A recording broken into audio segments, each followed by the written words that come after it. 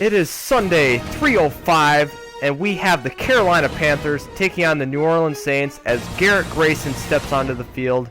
He is replacing Drew Brees, who broke his tibia earlier in the season, and let's see if Garrett Grayson could get a win on CBS. And on the first play of the game for the Saints, it is Mark Ingram that takes it for 12 yards and then is tripped up. Later on in the drive, we have the Saints on a 3rd and 7. Grayson's in the shotgun. He steps back to pass, and he is thrown to the ground by Luke Kuechly. They are forced to punt on the very first drive of the game. Now the Panthers get their shot on offense. It's a 2nd and 2 from the 37-yard line. And the handoff is to Jonathan Stewart, who it's a misdirection, and he is breaking off of tacklers left and right. He takes it all the way down to the 19-yard line. What a run by Jonathan Stewart early on in the game. On a 3rd and 3, the Panthers have it from the 12-yard line. Stewart looking for that first down, and he is stuffed by Jairus Byrd. So now the Panthers are forced to get the field goal, which they plan to knock in because Graham Gano is elite.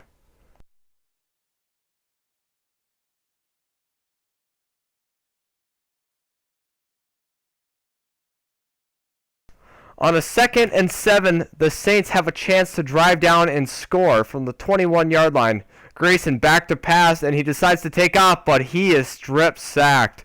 The struggles continue early on for Garrett Grayson. They are really missing Drew Brees right now. Early on in the next Saints possession, Grayson drops back to pass, and he finds Benjamin Watson on a 3rd and 12, all the way up to the 35. I mean, he looked for him as an early security blanket. We have 1st and 10. Grayson makes an audible, and he looks right back to Benjamin Watson, who gets them all the way up to the 44-yard line. So they're making progress. Chains keep moving. So they looked on a 3rd and 7 on the 29-yard line. Who are they going to go to? So Grayson drops back to pass. Who else? Benjamin Watson! All the way up to the 7. The drive continues. Now facing a 3rd and goal. Garrett Grayson and the offense are looking to punch it in.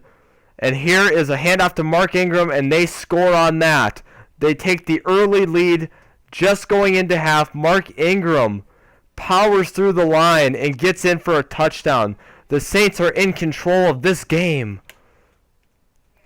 And now if you look back at this play, A.J. Klein couldn't get off of that block, and he was too late for Mark Ingram, and he piles right through him. And it is a 3rd and 1 from the 29-yard line. Cam Newton in the I formation, and the handoff, and it's broken up by Mouty, but Newton escapes, and they get him for a 4th and inches and force the punt by the Panthers. That was a great play wreck by Michael Mouty, but he cannot wrap up, so they end up punting. On their ensuing possession, Newton has a 2nd and 2, and he hits up Jericho Cotchery all the way to the 32-yard line. So now the Panthers are driving. Clock's ticking. 1:50 remaining. Newton calling a no huddle. What will they do here? Newton in the shotgun again. He's looking over the middle, and he finds Greg Olsen all the way up to the 6-yard line. Clock still ticking. Newton goes to the no-huddle offense again. He gets them corralled, and he's looking for the end zone. Caught! Touchdown! Panthers take the late lead by Corey Brown. So now on the ensuing possession, we have the Saints getting back on offense. They throw it deep to Brandon Cooks, and it is picked off. That's Josh Norman. Game over. The Carolina Panthers pull it off versus the New Orleans Saints in a comeback win. It was a well-deserved victory for the Panthers. Newton showed relentlessness down the stretch. Thank you, everyone that has watched this episode of, I shouldn't say episode, but ESPN highlights. We will see you next week for week 4.